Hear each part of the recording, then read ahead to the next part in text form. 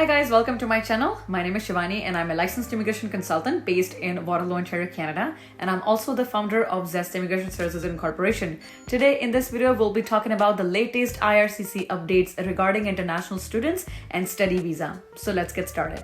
So IRCC calls this as revised requirements to better protect international students. Canada is a top destination for international students thanks to Canada's high-quality educational institutions, their welcoming, diverse society, and the opportunities for some to work and immigrate permanently after graduation. While international students have contributed to life on campuses and innovation across the country, they have also experienced some serious challenges, such as finding adequate housing as they pursue their studies in Canada. The Honorable Mark Miller, Minister of IRCC, announced that starting January 1st, 2024, the cost of living financial requirement for study permit applicants will be raised so that international students are financially prepared for life in Canada. Moving forward, this threshold will be adjusted each year when Statistics Canada updates the low income cutoff, also known as LICO, L-I-C-O. LICO represents the minimum income necessary to ensure that an individual does not have to spend a greater than average portion of income on necessities.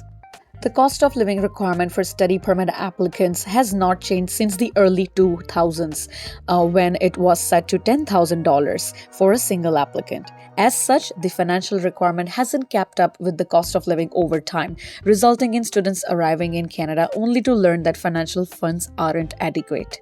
For 2024, a single applicant will need to show they have 20,635 Canadian dollars, representing 75% of LICO, in addition to their first year of tuition and travel costs. This change will be applicable to new study permit applications received on or after January 1st, 2024. While this will help prevent student vulnerability and exploitation, IRCC recognized that the impact of change could vary depending on the applicant. Next year, in collaboration with their partners, IRCC intends to implement targeted pilots that will test new ideas aimed at helping underrepresented cohorts of international students pursue their studies in Canada. In this very announcement, they announced one more important thing, which follows important reforms to the International Student Program announced on October 27, 2023, regarding the development of a new framework to recognize learning institutions that provide top-quality services and support, including housing to international students. IRCC expects learning institutions to only accept the number of students that they can provide adequate supports for, including housing options. In welcoming international students, IRCC has a responsibility to make sure that the students are supported when they come to Canada. Ahead of September 2024 semester, IRCC is prepared to take necessary measures, including limiting visas, to ensure that designated learning institutions provide adequate and sufficient student supports as part of the academic experience. In order to achieve this result, it is imperative to work together with provincial and territorial governments, learning institutions, and other education stakeholders so IRCC can ensure international students are set up for success in Canada. Minister Mark Miller also provided an update on 3 temporary policies affecting international students that were all set to expire at the end of 2023, including the following. The waiver on the 20-hour per week limit on the number of hours international students are allowed to work off campus while class is in session will be extended to April 30th, 2024. International students already in Canada, as well as applicants who have already submitted an application for study permit as of December 7, 2023, will be able to work off campus more than 20 hours per week until that time. IRCC continues to examine options for this policy in future, such as expanding off-campus work hours for international students to 30 hours per week while class is in session. Next is regarding the facilitative measure that has allowed international students to count time spent studying online towards the length of future post-graduation work permit as long as it constitutes less than 50% of the program of study will continue to be in place for students who begin a study program before September 1st, 2024. This measure will no longer apply to students who begin a study program on or after this date. Distance learning facilitation measures were first first implemented in 2020 in response to travel restrictions during the pandemic and were reduced in scope in September 2022.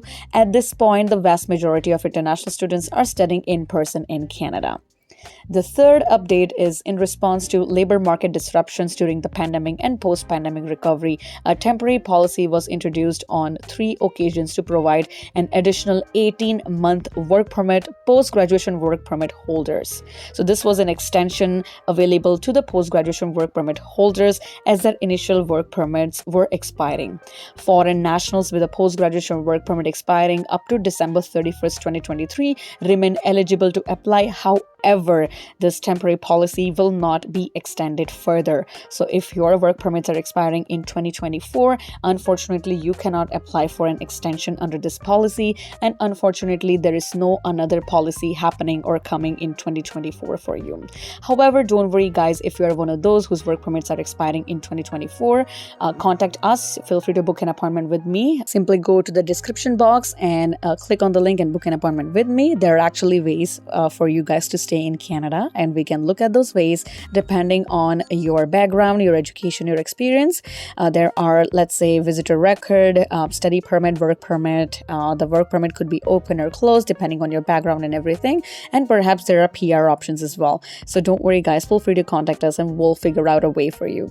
IRCC values the significant social, cultural, and economic benefits that international students bring to Canada. And for those benefits to continue, IRCC must tackle issues that have made some students vulnerable and have challenged the integrity of international student program. With the long overdue increase to the cost of living threshold, students arriving in Canada will be on a stronger financial footing as they begin their studies in Canada. So I really hope you enjoyed this video. If you did, then please do not forget to like, share, and subscribe. Hit the bell icon right there so that you get notified every single time I post a new video. If you wish to discuss your immigration case or if you wish to explore your immigration options in Canada, then feel free to contact us at www.zscan.ca or simply go to the description box of this video and find the booking link there. You can book an appointment with me regardless of wherever you are located on this planet, because the appointments are virtual, so you can discuss your case, we can look at your case, and perhaps we can also help you do your application for Canada immigration. If you're inside Ontario, you also have an in-person appointment option, so you can come to our office, first book an in-person appointment, and then you can visit us in our office and we can discuss your case. Wish you guys all the very best for your future. Take care and stay tuned.